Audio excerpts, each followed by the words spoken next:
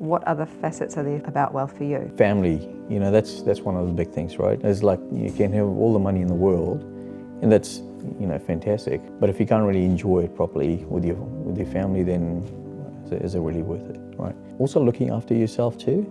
That's one of the things, I suppose. When you get so ingrained in work, you forget about yourself, right? Because you want to do this, and you go, okay, I've done this. What else can I do? Personally, I was caught up in that world as well. It does really take a big chunk out of your life because you can't get it back. For me, the wealth side of things is the time with your family too. Just looking after myself, go to the gym and just have a bit of time out when I need to.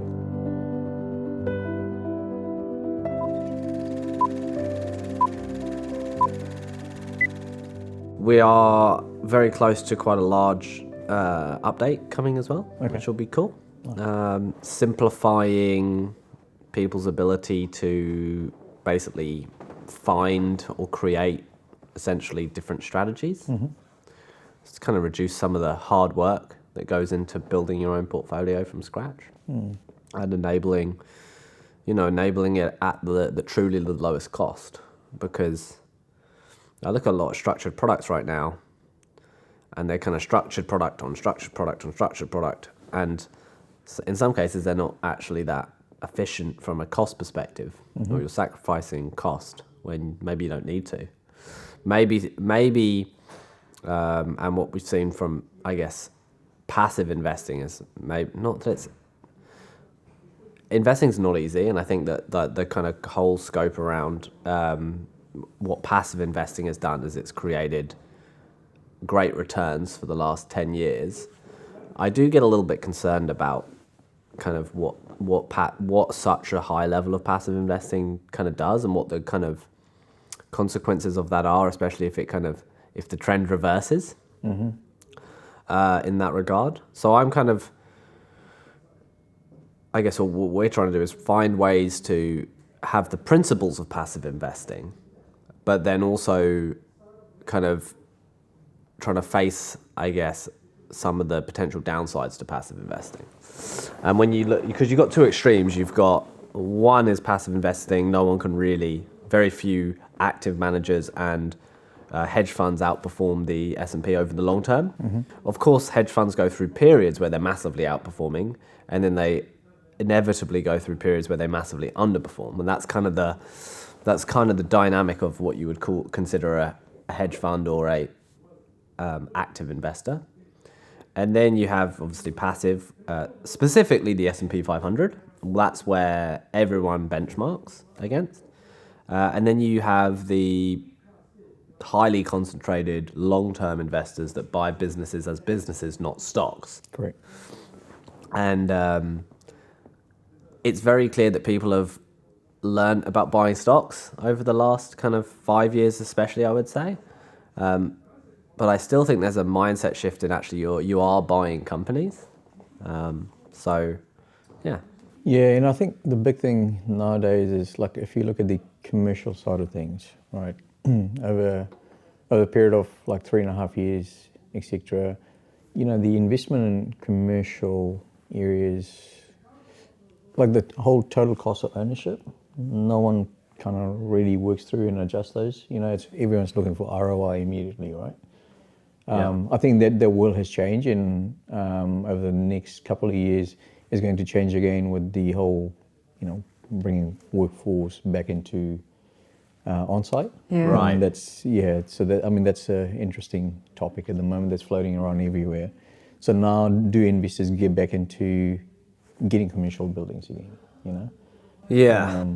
Yeah. Yeah, I'd say that what we've noticed, and we've been rolling out this program with employers and employees now around holistically trying to look at what does financial well-being look like for an employee, and how can you drive better outcomes for the business by helping the employees with their finances from a holistic perspective. Yep. Not bringing a bank in to talk about mortgages, but thinking about, okay, this is where you're at, and this is kind of where things are headed right now. And like, by visualizing it, by showing, you kind of get that appreciation of what the situation is, and then it allows individuals to make their own positive decisions. And I think that's something we had a chat about last time. So, you know, brokers come in at the moment and talk about, you know, insurance. Get health insurance, and here's the options with Southern Cross, etc. But workplaces kind of do that from a, you know, enticing. Yeah, candidates. Yeah, like, oh, we'll subsidise, you know, 20%, 30%, 50%, etc. But here, not exactly like you're saying, which workplace has actually gone to his employees, hey, so how are you setting up yourself for the future?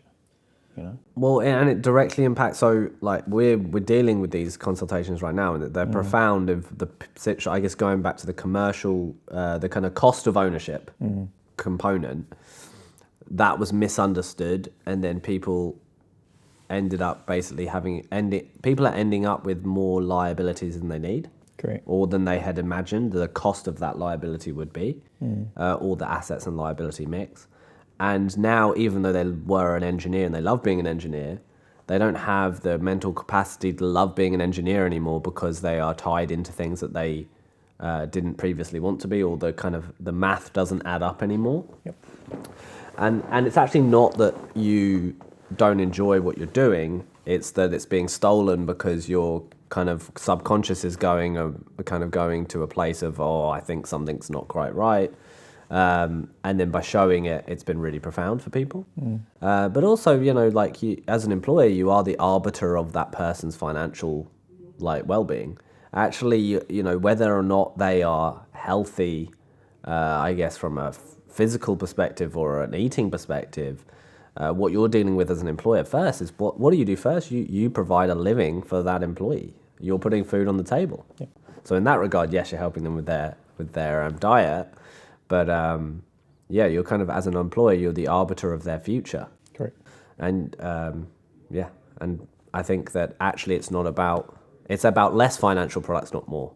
It's about more financial awareness and providing people a roadmap where the math adds up, where the balance sheet of all your employees should be healthy, if you can. Absolutely. No, it's the same thing, like, you know, when this whole Kiwisaver scheme came about, I mean, it was just an initiative, right? There's no actual coaching on people, like, saying, if you get Kiwisaver over the period of 5 years, this is what can happen for you. Yeah. But it's just like, you opt in or opt out. Yeah. There's no education around it. And then you talk to the people in your network. So, like, you know, my brother went and got advice from my parents, who are very conservative. And so he's younger than me, so he's 40, and a conservative fund, because he got that advice from people that he trusts. Whether it was the right advice, he will find out at a later date. And so you're right, people need that education piece, which they didn't get when Kiwisaver got first rolled out. Yeah, absolutely. Yeah, and I think a lot more people would have probably used that in a different way, in their understanding. Over COVID, I mean, geez, Kiwisaver was shambles, you know? You don't even know where your money's gone to. No, so, and there was panic, right? A lot of people are like, oh my gosh, it's going down. I need to take my money out. Can I get it out? Kind of thing. But yeah. Well, I mean, you know, any pension scheme like that, you know, it is trapped capital, but it's trapped capital with a purpose, and it's kind of like a guardrail that's necessary and has worked in other countries to an amazing amount of success. I think there's a lot of, I mean, product does matter. The thing you know, how you allocate matters, but often it's actually about, like, the regularity of those, being able to make kind of purchases of assets and holding them. You know, what will drive a lot of the return in a conservative versus an aggressive in that scenario would be how much are you able to tip in and continuously tip in, because the kind of relative performance on those funds, you know, I like to say that, you know, in a bad market, correlation all goes to 1, so everything goes down typically, unless you're betting against the kind of general direction of the trend, which is that asset prices slowly go up, now at a varying pace, typically depending on the profile of that investment and the narrative of the market participant. You know, in a bad market, kind of it all goes in the same direction. So and in that case, you want to, what gets you those greater returns is the tipping in and being like, oh, we're in a bad and quite unfavourable time, that is typically the best time to put yourself in individually a good position, because you might find yourself regularly investing in a period where assets are cheap. I would say right now, I wouldn't say that any asset is looking cheap. Even if you look, broadly, I know that commercial real estate has struggled because of that demand piece. People are not wanting to have exposure to brick and mortar, especially as a business, because of what happened in COVID. And I think there's a bit of a PTSD response mechanism. Yeah. I think that's also happened in layoffs as well. I think that a lot of companies right now are probably holding on to staff that they probably shouldn't be. Correct. Because they don't want to be put in a situation like they were in COVID, where things go badly, they make a rash decision, and then they basically pay for it. And they spent years paying for it. And that's definitely the case in the US. Definitely, I would say also the case here. So, we kind of, unfortunately, we learn from the recent events that have happened and kind of expect the same outcomes. So it'll be really interesting to see. I think that we've already seen that a lot of productivity and cohesion in organizations do come from being in physical proximity. And then mixing that with kind of, I guess, employee satisfaction, because unfortunately it changed the psyche of everyone. Everyone's psyche changed through kind of that example. So trying to get people back into the office after you've been out of the office for 2 years or 3 years, it's pretty tough. Yeah, I think there's a whole bunch of things going on just in the New Zealand environment at the moment. I mean, you've got, started off with the government layoffs. There's a whole bunch of changes in the private sector side of things. The new legislations and things like that. So, the morale of the workforce side of things is all-time low. I mean, like, if we thought COVID was bad, this is like even worse. This is way worse. Yeah. This is remarkably worse, because it's the consequence of COVID that is delayed. When you have so much fiscal and monetary intervention, you get lagged and variable and lagged, basically, consequences. Now we have to kind of muddle our way through it. We do, and I think it will be a long road to recovery, so yeah. How do you think, off the back of that, how do you think that your journey towards wealth has been impacted by the last, say, 3 or 4 years, and the ups and downs within that? Yeah, it's always a challenge, right? So, but the thing is that, with all these challenges, you kind of have to learn, and that's why I was talking about education side of things, is being able to just kind of keep on learning about different opportunities out there. So obviously, we've been all brought up thing of getting a good job, having a stable career over time, earning the money and investing it, and that's that whole thing that's been built into your DNA. But I think the education side of things, it comes down to individuals and personal circumstances. Is some people, like you're saying, they're very constrained and going, okay, I'm safe in this, I'm just going to make my money, keep it in the bank. And then there's some people who want to venture out and do different things. So, I think when COVID kind of first hit us, it was the world of unknown. So one example was like my wife and I were looking to purchase a house, and we went to open home, and we're like, okay, this is great. The auction will be probably in a couple of weeks. And then we're sitting at a cafe, and then the breaking news comes on. Yeah. And, the announcement happens, New Zealand will be going into lockdown on Tuesday. And we're like, okay, what's going on? What? What is this? And our agent calls us immediately going, oh, hey, by the way, the auction's going to be on Thursday. And I'm just sitting there going, what just happened, right? So obviously we pull out of there because it was just unknown. Apart from New Zealand going to lockdown, COVID's coming, we had no other things. And I'm now back at work, now trying to sort out everything, right? Because all your customers are trying to basically say, hey, we don't know what's going to happen. All these projects will be seized, and there's notices coming in. So, you then kind of have to sit down. Obviously, the run of, basically layoffs you need to probably do. So you're working through all those kind of things. But at the same time, you're also trying to go, what's a security meaning for you, right? Because whilst that lockdown is going to be there, how long does it go on for? This is like the whole unknown world. So, we started looking at options. Obviously, during that period, you saw that, the interest rates at banks, so how much money you were actually earning in a high revolving saver account, that was like nothing. Yep. It dropped to like, earning cents versus dollars. So you're looking at different options. So, we started investing in some portfolios and things as well. During that time, we also invested in some properties. I know Charlie's not really a great property side of things, but we kind of, got into the market before it ballooned out of control. But then, looking at cryptos and in other investment portfolio side of things. So I think, it's just having your sort of mind open, having your mindset you have to develop is going, you kind of have to take some risk, like it is a risk adverse world, but sometimes if you don't try it, you won't know what's going to come out of it. And so that's where, from my side of things is, we've ventured and trialed out different things. And some of them you have to take some hits on.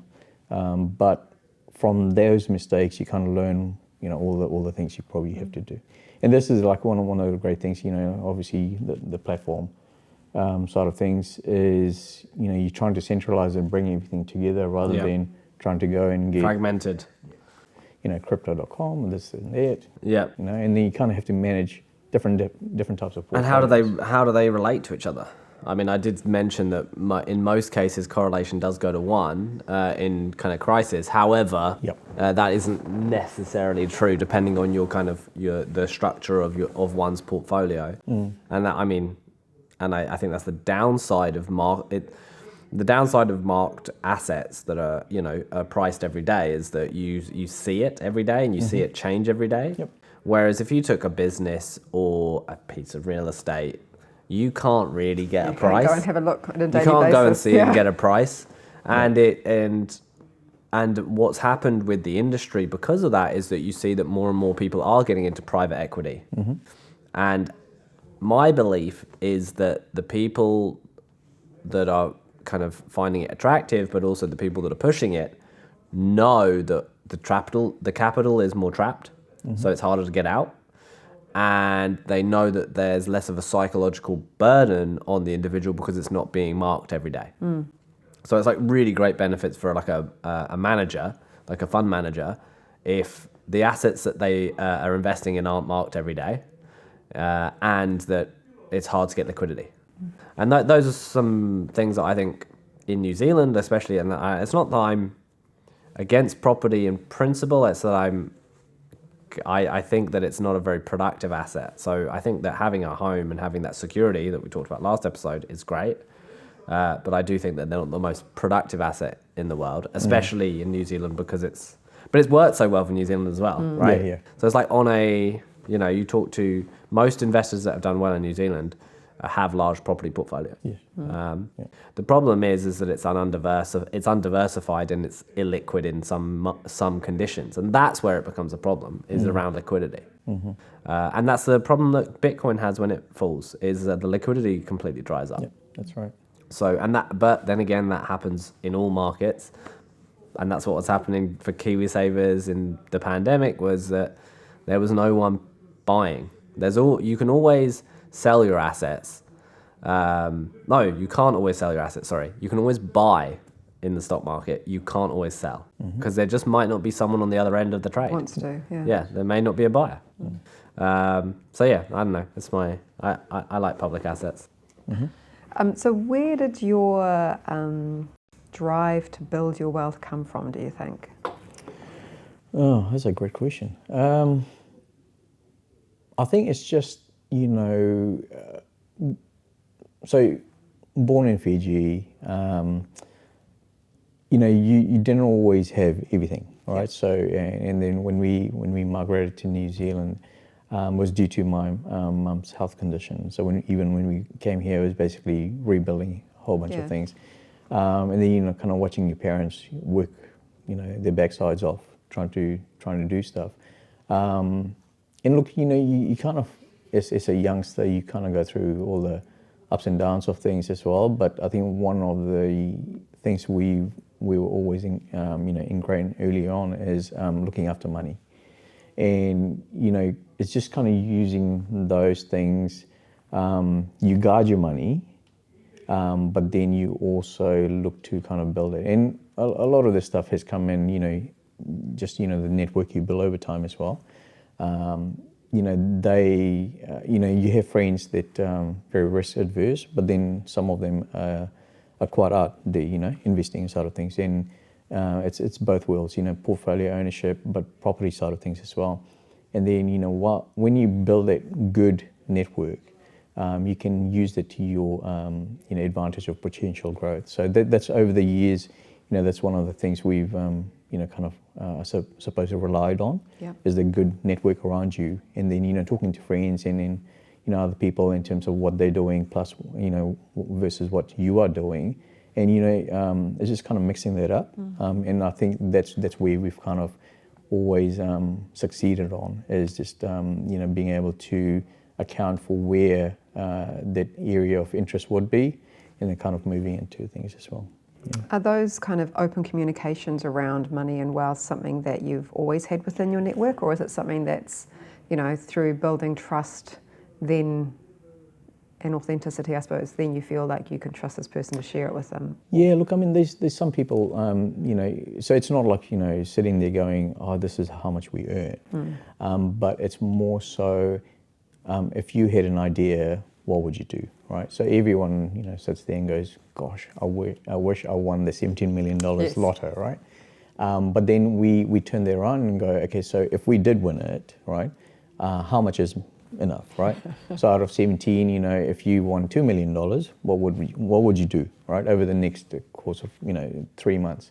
And that's the discussions we start having, rather than we'll go buy a private yacht and blah blah blah. So we kind of turn that around and make that into more ideas game. And so sometimes like we've come up with ideas and like, okay, cool, that looks like a good portfolio. Let's just invest in that. Okay. So that's worked really well for us. Yeah, but it is that kind of having that open and honest conversation. Like I said, not kind of discussing the monetary side of things. Yeah, but just the idea side of things. Yeah. So what was the first thing you kind of invested in, whether it was property or portfolio, when you were like, okay, this is something we want to focus on in terms of building wealth? I suppose property. Yeah. Don't worry. You don't have to apologise. Property, yeah. Because look, one thing in New Zealand always has been that thing of getting a property, and then there's earn out value, right? So back, I don't know what the stats are now, but back when we first started getting into it, so every 10 years your property would double in price, right? And that's kind of held. It's true form. Properties have actually gone double or even tripled in value, right? Obviously, the whole COVID period was a little bit too excited. It's distorted. Yeah. And look, I mean, it's coming back down to the true realization side of things. But so we definitely started in property side of things. We built some portfolios, sold a few things as well. But then that has allowed us to venture out into other things as well. Okay. Yeah, but property's been the first one. I guess it goes to like kind of the price you pay for investment, and that this is my concern around passive investing, is that the price you pay for something is important. However, we're constantly being told, which is right, that dollar cost averaging and chill is great. Yeah. But your point goes to, well, actually the price you pay, for example, buying a property in 2019 is different from January or Feb of 22. Correct. So the price you pay for assets is important. It's just really hard to know what the right price for an asset is. That's right. One of the harder things. Yeah, it is, because I mean, everything's kind of driven through the local markets or the trends or the height that's there, right? So Yeah, and even now, like, you kind of go to some of the properties and you know it's still overpriced. Yeah. You know?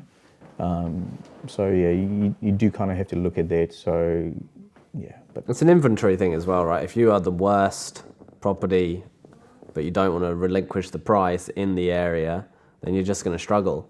Whereas if you've got good inventory in a desirable area, you have some more leverage. correct. Yeah. It's basically an opportunity. It's great. I mean, we were talking about to Brett in the previous episode about he bought a business out of liquidation. But I imagine right now there are some incredible assets in liquidation right now. I might have a little look later. Because that's quite a cool one. Because when you do get price distortion on the upside, then it's inevitably going to be the case that you get the price distortion on the downside too. So it's cool. It's about being level-headed, and I think I guess you've taken profit as well along the way by kind of moving your portfolio. I know it's very hard in property because it's all kind of relative, right? You're kind of like, well, if I buy in Auckland and I'm in this property, this 3-bedroom property, doesn't really matter what the price of the property is. I'm going to take a relative jump or like forwards or backwards in terms of the price, depending on how big it is or where it is.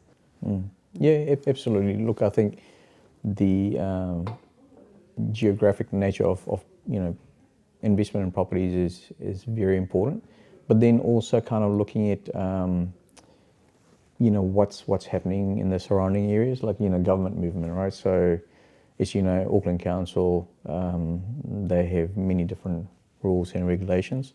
So if you live in a heritage area, but you kind of hear about, in the next 5 years, the unitary plans might change, and that's a decider for you to either get out or stick it out, and those are some of the things. And infrastructural changes. Yeah, look, sure. I mean, if a major area of the dwelling side of things is pure housing and stuff, and then all of a sudden there's 60 apartments being stood up, that's definitely going to impact your area, right? Right. But if they decide to put a train station in, that's going to boost it. And those are some of the things we've seen in terms of investment side of things.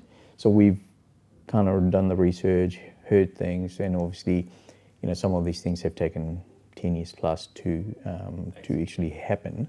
But when it does, you do see that Markable huge gain. Yeah. So what are you doing at the moment then to build your wealth? Geez. At the moment, just looking at the market. But no, look, I mean, keep on looking in the stock market side of things as well. Like Charlie was saying, there's a huge bunch of people just throwing things around at the moment, right? So looking at some of the stock market side of things, European and US. So any shares that are coming up. So I know there's been quite a huge movement in the Euro market area. Okay. So we're looking at some of those things. But also, I've got a good network coverage of local investors here who are in, let's just say, hospitality area. And they've got some good insights of what's happening in the localized markets, especially, like Hamilton side of things as well. Okay. Yeah. So how do you go about choosing a good investment? What does a good investment look like to you? So when it was just my wife and myself, it was easy to decide, right? Yes. But when you have a kid, Yeah. things change quite a bit, because whatever you do, it's not only for the now, but it's for the future. So those are some of the things we have to kind of think about as well now, right? So before, you used to just drop some money into an investment portfolio account and go, yeah, okay, well, fine, But now you kind of go, okay, if I drop it there, it is a lockup. What happens, in the next 2 years, and if I need funds, for emergency purposes. So there's a whole bunch of things that need to work through, and obviously just through the current climate of things, not just in New Zealand but globally. We're making some decisions, but also holding back on some as well. Yeah. No timing is perfect, but at the moment, just the way things are going over here, I think there's a bit of holdback on some decision making. even in my network side of things. Yeah, Okay. yeah, people are just kind of holding back on things because I think this OCR cut that happened, the 50 basis points, if they happen early on, they would have moved the market. But as you know, from a New Zealand side of things, it takes 3 months to realise things here. With this 50 basis points, it will take 3 months plus another 2 on top as a grace because of the Christmas, New Year's close down to actually see any proper movement in the market side of things as well. So yeah, maybe like February onwards, that's when we'll start looking at investment side of things again. Okay. Yeah. And so you mentioned it's not just you and your wife anymore, you've got a child. That's right. So Yeah. what's your take on intergenerational wealth? Once again, coaching side of things, but you know, having the ability to start your kids off on something, you know. Yeah. So I remember when we were young, you know, like those what was it, the ASB series, Oh, yeah. right? With the bank, the not with piggy the bank. bank, with the elephant. Yeah, that's Yes, right. yeah. Yeah. So you know, you like your parents drop in like $10, and they're like, okay, you know, keep on building on that. But now I think that whole investment channel is so much wider. So you know, like for my daughter, I've set up some cryptos as an example, and you know that's set up for her, plus other portfolio side of things. So I think, but you know, as she grows up, because she's only 6 at the moment, when you talk to her, she's like, yeah, okay, whatever, Dad. Yeah, yeah. Can you just buy me stuff? But you know, as she grows up, you know, the whole education side of things, you know, like, you know, I was saying we've all been, you know, brought up through different types of education in you know, what is money and, you know, what you do with it, you know, for your future. And I think, you know, I'd like to carry that on with her. But obviously, the options are just, there's so many options now, right? Yeah, so, you know, getting her on the right path, and, you know, hopefully she carries on as well. And obviously, you know, all the property side of things, you know, that's all set up for her as well. Right? So, Okay. So for lots of people, wealth is not just all about money. no. What other facets are there for wealth, about wealth for you? I think family, you know, that's one of the big things, right? It's like you can have all the money in the world, and that's, you know, fantastic. But if you can't really enjoy it properly with your family, then is it really worth it, right? So that's one of the big things. But also just, you know, also looking after yourself too. That's one of the things, I suppose. You know, when you get so ingrained in work, you forget about yourself, right? Because you want to do this, and you go, okay, I've done this. What else can I do? What's next?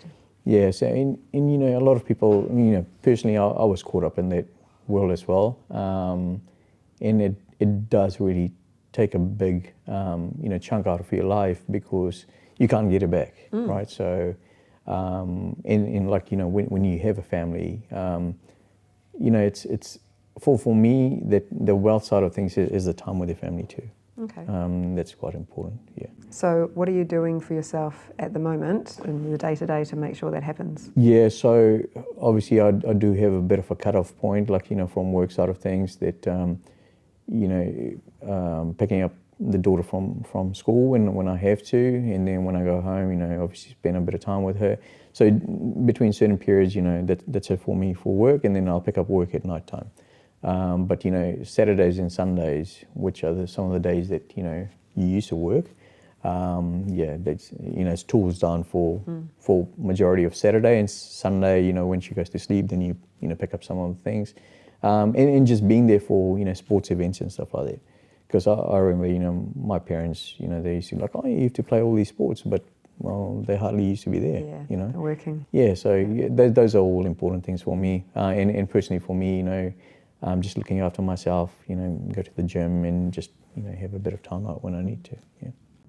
How do you think, being someone who moved to New Zealand at a fairly young age, how do you think that impacted your ability to build wealth?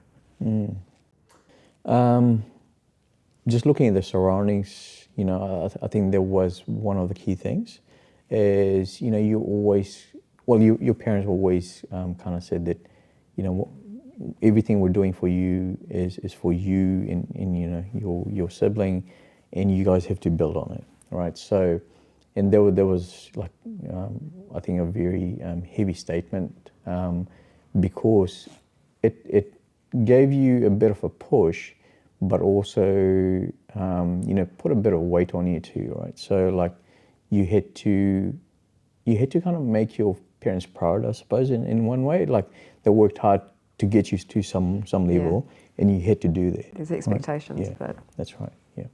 So like looking at those elements as well, but also just being able to set yourself up so you're comfortable, and I think that's one of the things about wealth generation is you always have to make yourself comfortable rather than to the next level, because you need to be able to enjoy your life, and also enjoy it with the people around you as well.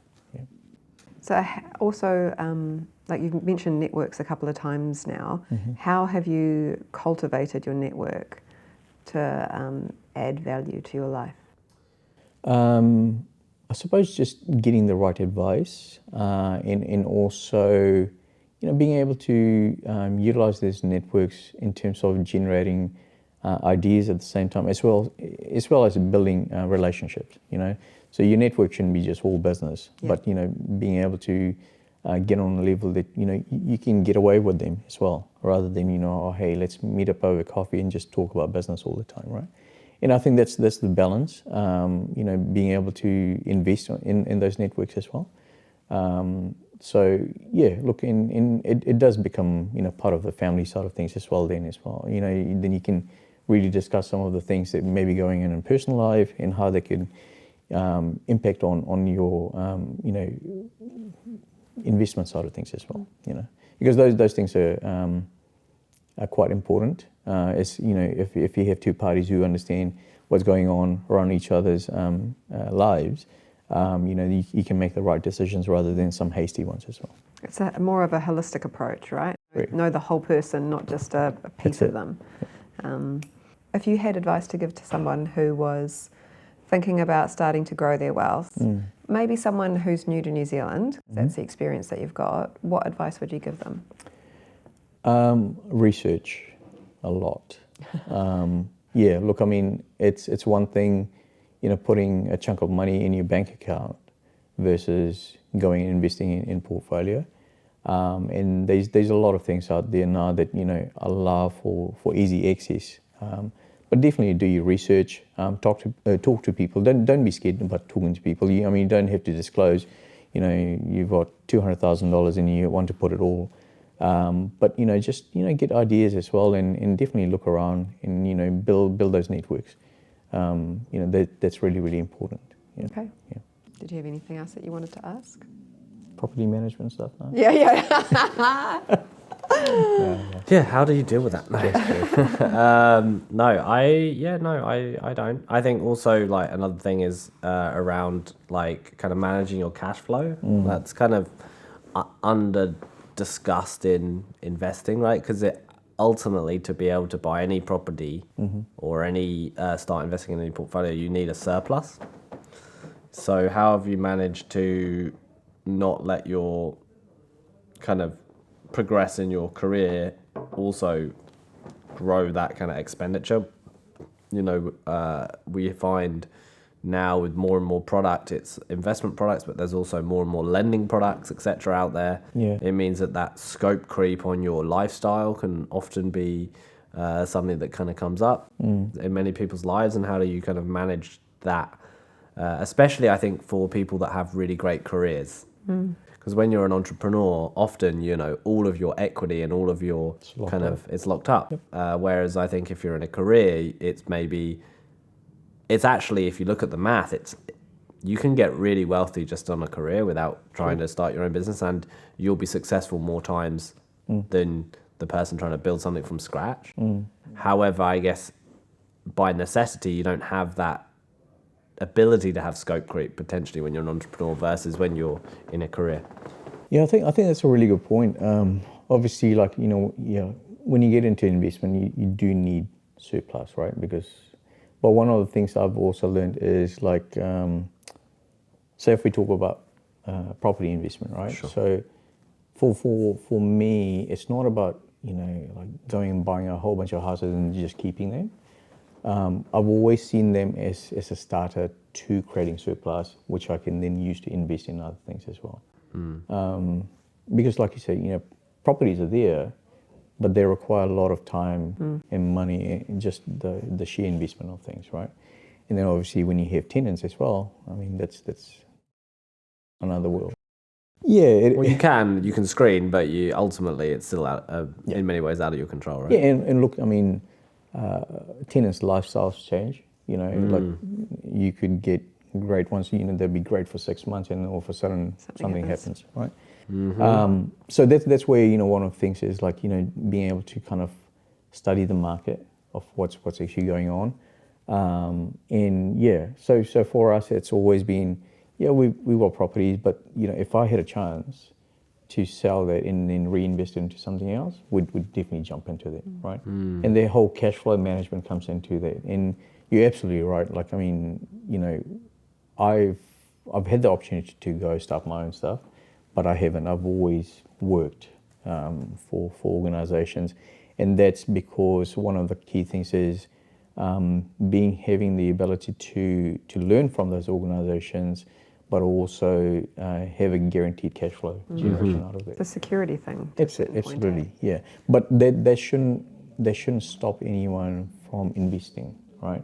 So if you manage your cash flow right, Arguably, you need to invest more, a lot more, versus someone that's building a business. True. Right, because if I'm building a business, I'm taking a bet on the equity of the business I'm building. Correct. So I may not have the resource to invest regularly, right? Whereas if you're in a career, you're like, okay, I need to turn this great cash flow position into assets and equity. That's right. Yeah, and that's the thing. Like, it's just having the right mindset as well. But once again, it's about investing in the right things too, right? So, I mean, if you're working, you know, you have a guaranteed paycheck, but say if you take, you know, I don't know, 50% of it and try and make more money out of it, and if you put it into something that takes that away, you have to start all over again, right? And this is where you just kind of have to have a balanced portfolio of things. Yeah, position sizing is such a big thing, especially in the professional side of it. Correct. You know, we talk about, you know, the best kind of hedge fund managers and such will say that most of the game is position sizing, getting the sizing right. Yep. So, and that goes for everything really. In when you're trying to build your asset base, if you can have, I don't think diversification for the sake of diversification, but like you say, like more like of a strategic approach of like knowing why you're doing something. Yeah. Like there is a reason why I have this much of my asset base in private businesses versus property versus equities versus bonds or whatever it is that you own. Absolutely, yeah. And look, I think, you know, still nowadays, you know, there's the whole thing about creating something for your own self. But, you know, one is, what is the idea and can you turn it into cash straight away, right? Versus what the long-term thing is. So, you know, there's a lot of SaaS businesses out there and you don't even hear about them in New Zealand because they get stood up here, you get the seed, and then boom, they're away overseas, you know. And that, you know, that's the true fact of the tech sector. That's been the playbook as well of SaaS companies if they're in like kind of unregulated or light regulated spaces, you know, gaming platforms, CRM, stuff like that, where there's not so much regulation. The goal is to get out of here as soon as possible.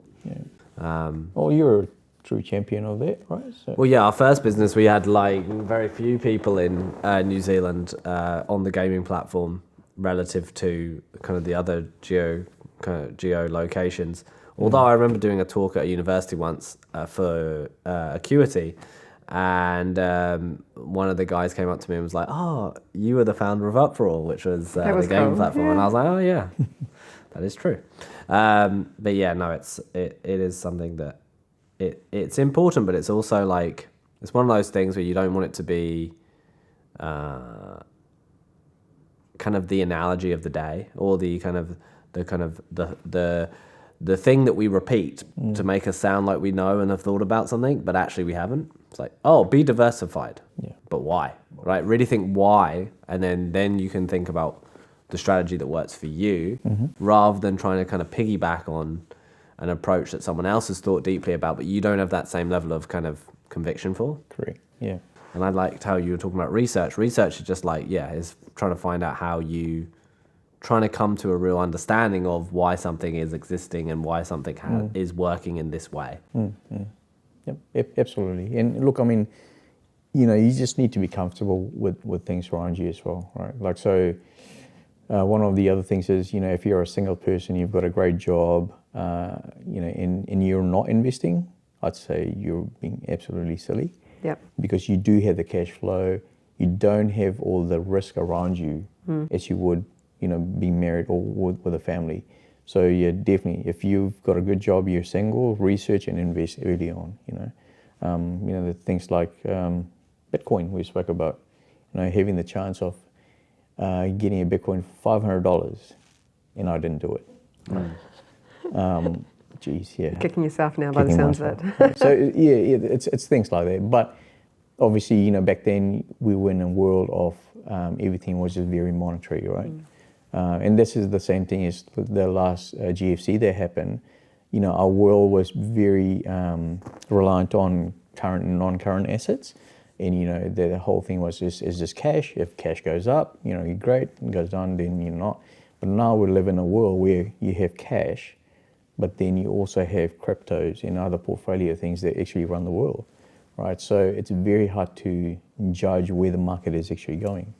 But, you know, if you're a person that's coming into this investment world right now, you can do bits of things here and there and really, you know, kind of have a good edge over things over the next 10 years. Yeah. Okay. Awesome. Well, thank you. We really appreciate your time. Thank you. No, I appreciate you guys getting me here. No problem.